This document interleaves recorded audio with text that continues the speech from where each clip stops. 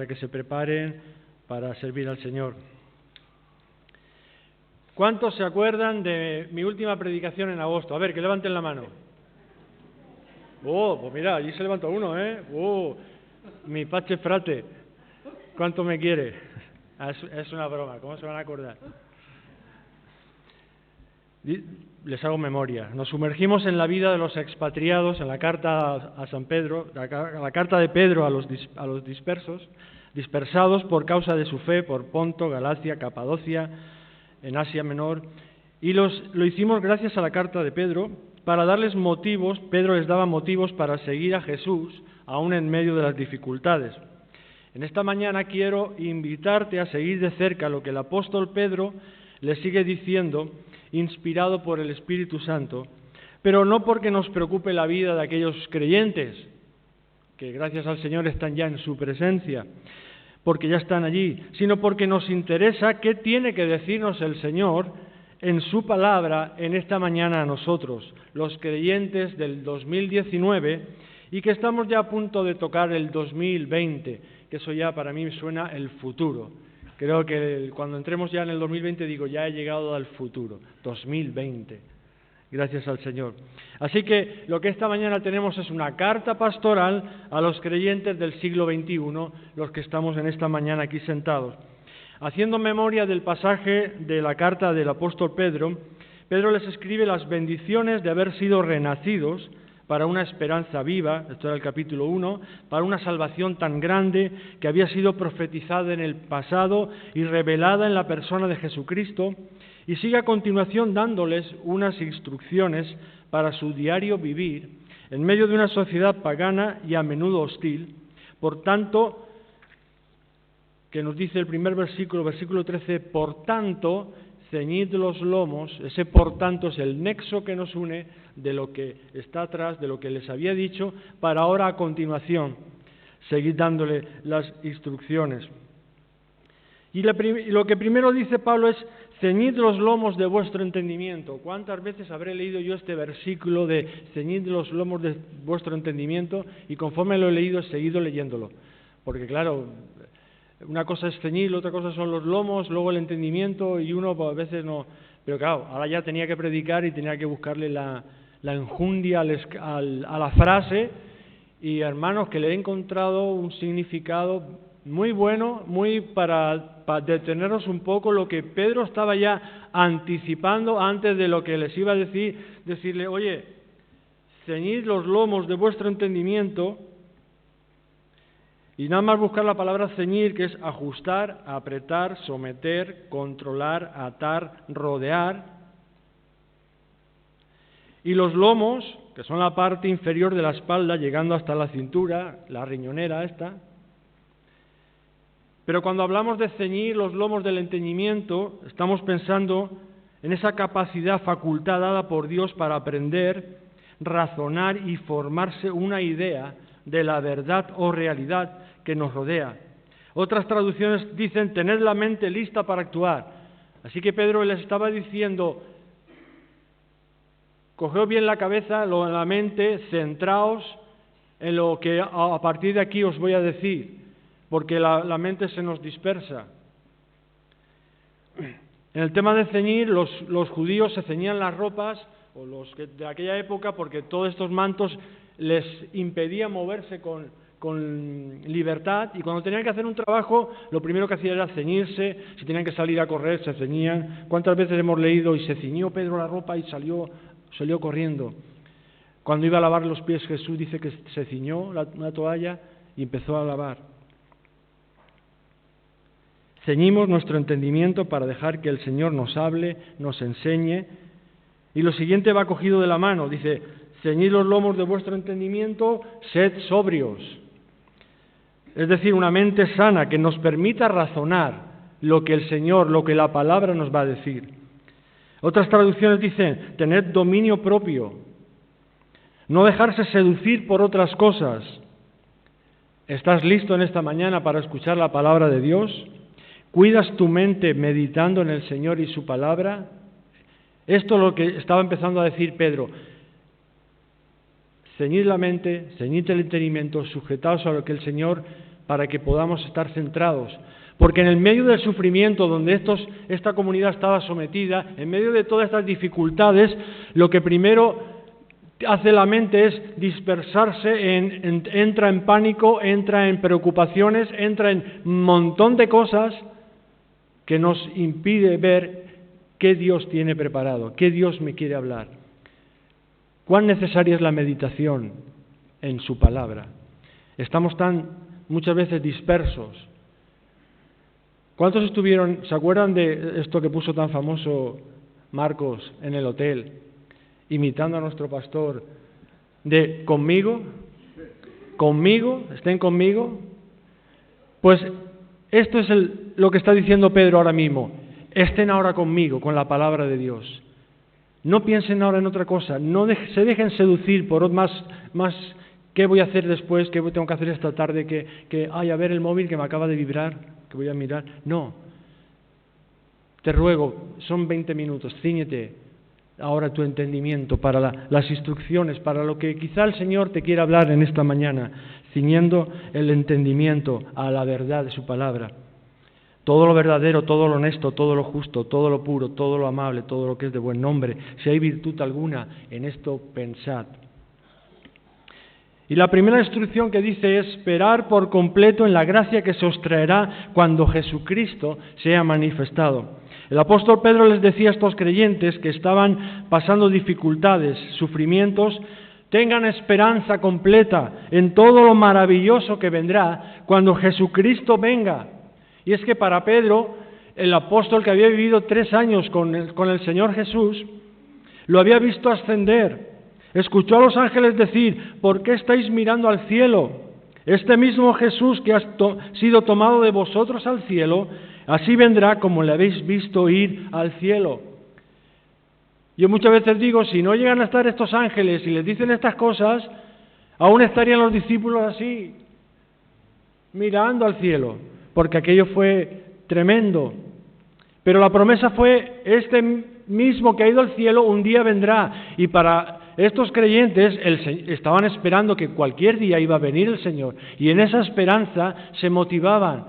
Esperad por completo en la gracia que va a ser traída cuando el Señor se manifieste. Ahora tú vas a decir, han pasado 2000 años. Es igual, la comunidad de los creyentes siempre estamos con la mirada en el cielo, un día vendrá. Y si Cristo no viene en nuestros días, nosotros vamos a Él. Es ley de vida. Y en ese momento que pasamos de esta vida a la otra vida, yo creo que el Señor Jesús viene para recibirnos.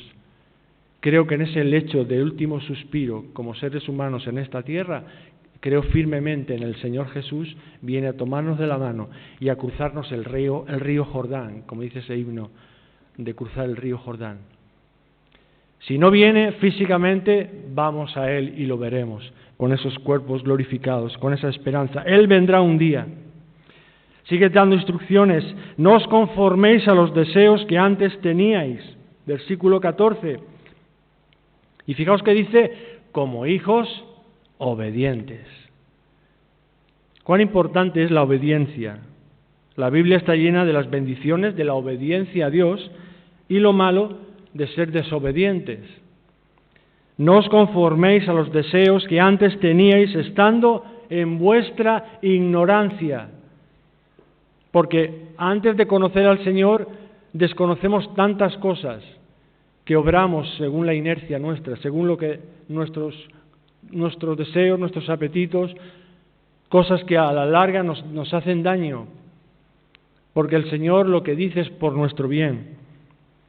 Como hijos obedientes, no os conforméis a lo que antes hacíais, motivados por lo que veíais en vuestro entorno de paganismo, sino que andemos de día. El apóstol Pablo lo va a decir de esta manera en su carta a los romanos. Andemos como de día, honestamente, no en glotonerías y borrachera, no en lujurias y lascivia, no en contiendas y envidia, que son esos deseos anteriores, sino vestíos del Señor Jesucristo y no proveáis para los deseos de la carne, esos deseos que van en contra de lo que al Señor le agrada y que nos hacen, repito, daño a nosotros. Seguidamente viene el mandato, el llamado, que da nombre a esta sección, lo que la Reina Valera y otras, la mayoría de las versiones llaman a este párrafo, este texto, llamados a ser santos. Sino como aquel que os llamó es santo, sed también vosotros santos en toda vuestra manera de vivir. Fijaos que dice, sed santos como aquel que os ha llamado es santo. Y acto seguido dice, como buen judío, cita la Escritura, porque escrito está, sed santos porque yo soy santo.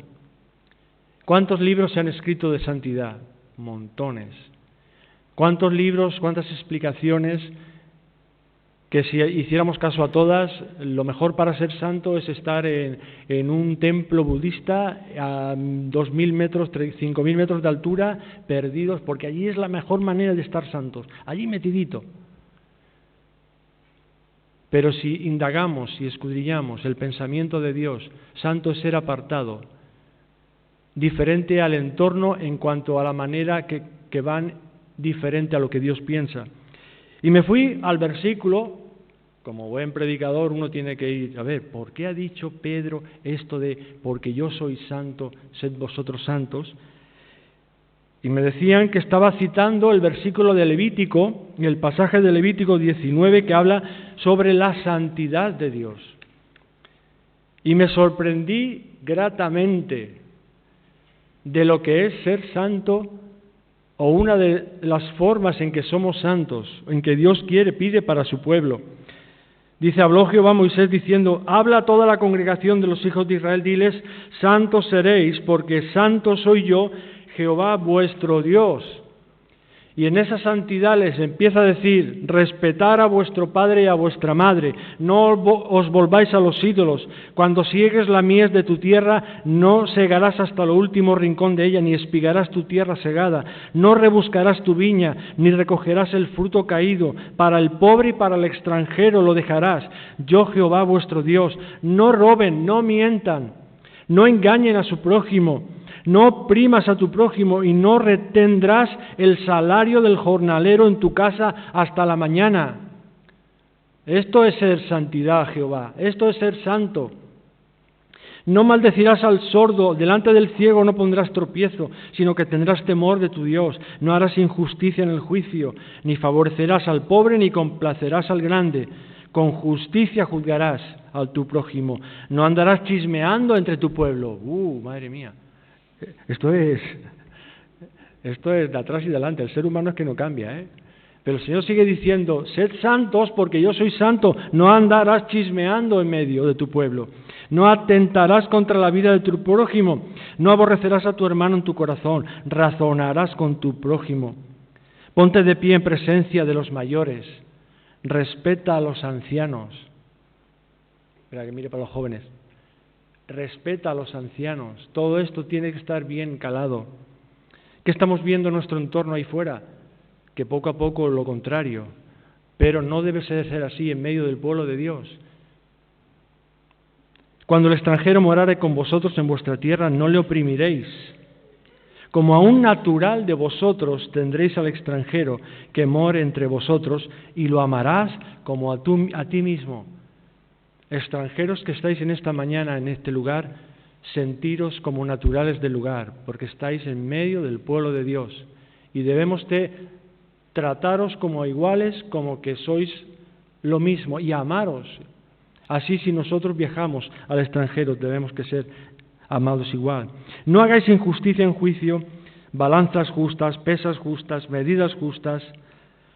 Vaya instrucciones de santidad que el Señor estaba mandando a su pueblo. Así que ser santo, ¿qué es ser santo? Es andar conforme lo que Dios quiere de amar y servir al prójimo en medio de donde estamos.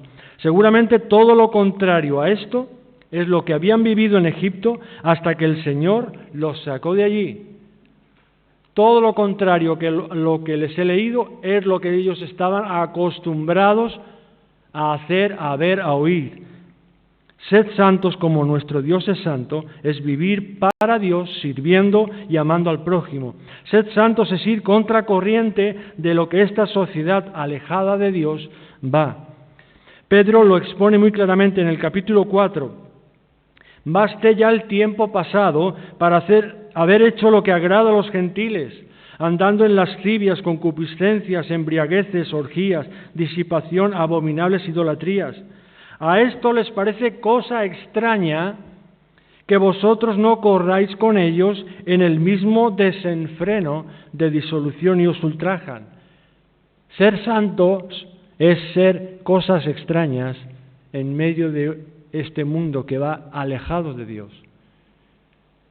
Y no nos va a importar que nos miren como cosas extrañas cuando nosotros obedecemos lo que el Señor quiere y le obedecemos con agrado. Vamos a seguir. Y sigue diciendo, versículo 17, y si invocáis por Padre aquel que sin acepción de personas juzga según la obra de cada uno, instrucción, conducíos con temor, en temor todo el tiempo de vuestra peregrinación. Vivan con temor reverente mientras sean peregrinos en este mundo. Tenemos la gran bendición de poder dirigirnos a nuestro Padre Dios a través del nombre de Jesús. Invocar su nombre, cosa que para el judaísmo les era impronunciable su nombre por lo santo que era. Ya hemos hablado de esto, David lo ha expuesto muy bien en la escuela dominical, lo que era pronunciar el nombre, el respeto que tenían, porque era tan grande que a nosotros nos llegó solamente con consonantes, no podíamos ni pronunciarlo. Luego le pusieron unas vocales y por ahí pudimos decir Yahvé, Jehová. Pero eso conlleva el invocar el nombre de Dios, el invocar a Dios como Padre, nos conlleva responsabilidad y coherencia en nuestros actos, que es lo que quería decirles Pedro a esta comunidad de creyentes. Nuestro Dios es imparcial, no hace acepción de personas. Temor reverente es decir, soy tan privilegiado de poder dirigirme a Dios que invoco su nombre como es debido. Y uno de los mandamientos es no citarás el nombre de Dios en vano. Y eso es lo que ellos estaban acostumbrados a ver en su alrededor. Falta de respeto por todo, por el cielo, por la tierra. Y dice, pero no será así entre vosotros, sino que santificaréis mi nombre. Y a continuación viene un maravilloso, lo que yo llamo maravilloso paréntesis en medio de las instrucciones, que es una respuesta al porqué de todo lo que viene diciendo. Y dice, sabiendo, versículo 18, sabiendo que fuisteis rescatados de vuestra vana manera de vivir, la cual recibisteis de vuestros padres, no con cosas corruptibles, como oro o plata, sino con la sangre preciosa de Cristo, como de un cordero sin mancha y sin contaminación, ya destinado desde antes de la fundación del mundo, pero manifestado en los postreros tiempos por amor de vosotros, y mediante el cual creéis que en Dios, quien le resucitó de los muertos y le ha dado gloria, para que vuestra fe y esperanza sean en Dios. Que te dan ganas de decir, Pedro, toma aire, porque menudo paréntesis doctrinal que hizo aquí. Fijaos que dice, sabiendo.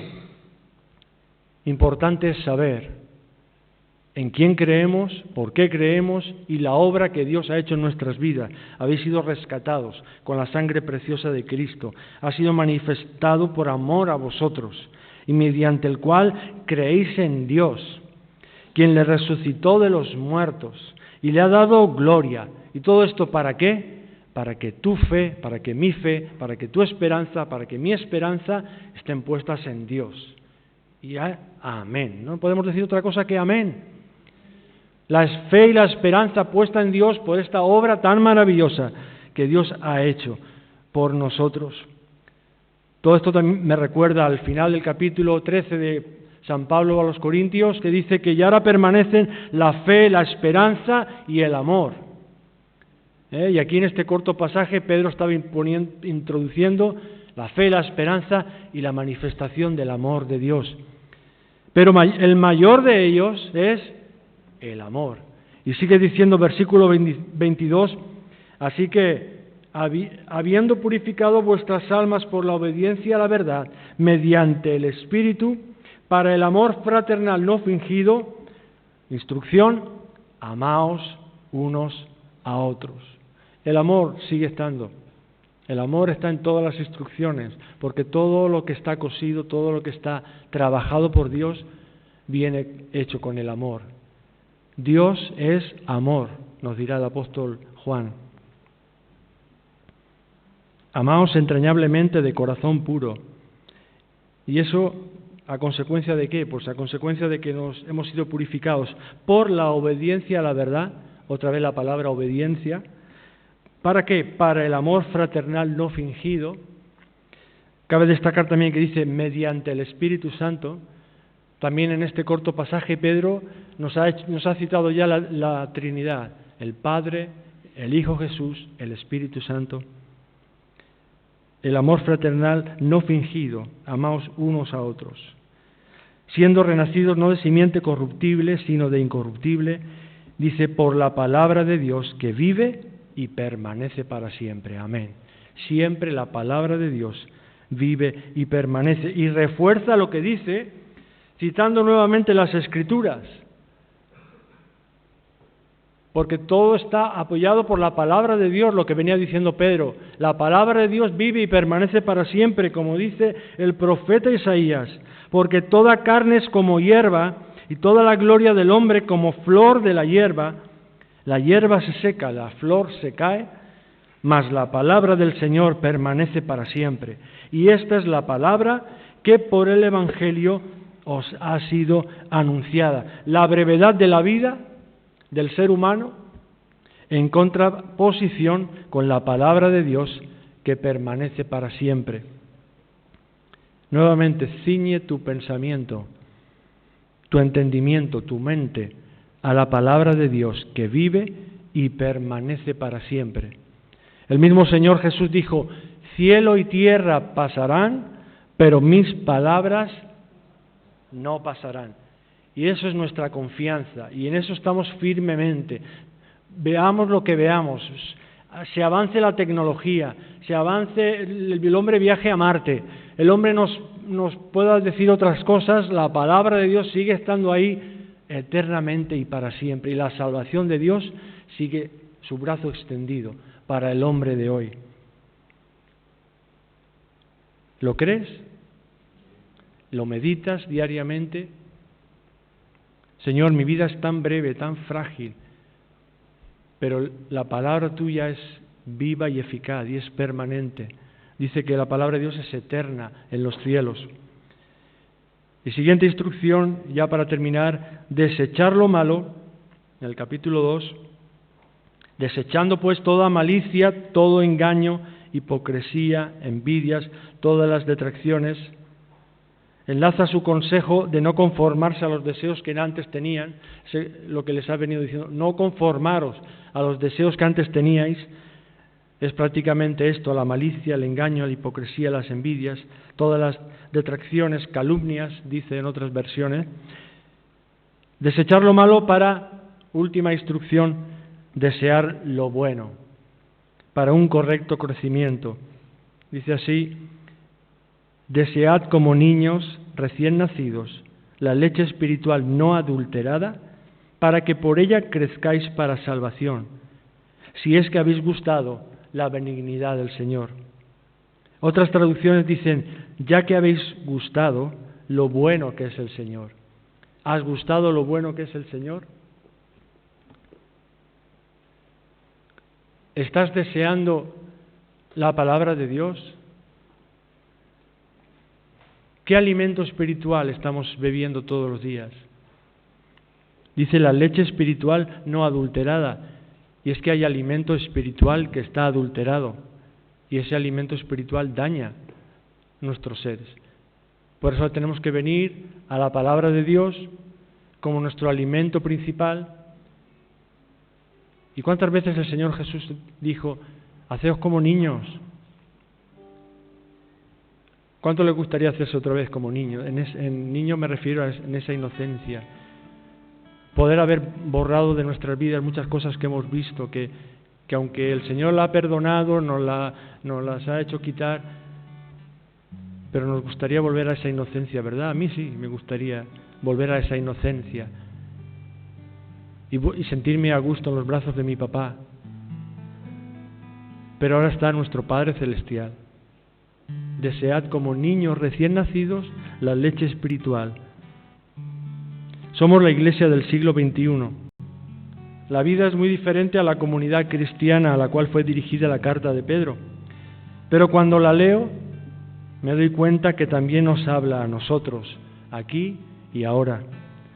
Agradezco al Señor que nos recuerda que necesitamos meditar, centrar nuestra mente en su palabra, esperar por completo en Él, que no nos conformemos a lo de antes, sino que busquemos lo nuevo que tiene para nosotros, esa santidad en nuestra manera de obrar cada día, que debemos invocar su nombre sabiendo quién es Él y que ya que hemos sido rescatados, redimidos con la sangre preciosa de Cristo, manifestado por amor a nosotros y por el cual creemos en Dios que le resucitó de los muertos y le ha dado gloria, para que pongamos nuestra fe y esperanza en Él, que nos amemos unos a otros, que como niños deseemos el alimento espiritual. Y todo esto lo creemos aquí y ahora porque la palabra de Dios vive y permanece para siempre. ¿Qué les parece si nos ponemos en pie y enlazamos esta reflexión, esta meditación con este cántico? Señor, a ti el alfa y la omega, el principio y el fin, el gran yo soy. Me rindo. Allí donde estás,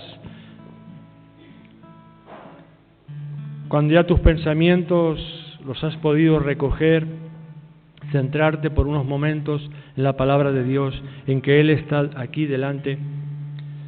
Señor, te agradecemos lo bueno que tú eres para cada uno de nosotros. Gracias por tu palabra, por las instrucciones que nos das, porque nos quieres vivos, nos quieres sanos, nos quieres, Señor, disfrutar de esta salvación tan grande que tú nos has dado. Gracias porque nuestra fe y esperanza están puestas en ti, Señor. Gracias por el amor que nos envuelve diariamente, por el amor del Padre. Gracias, Señor. En el nombre de Jesús.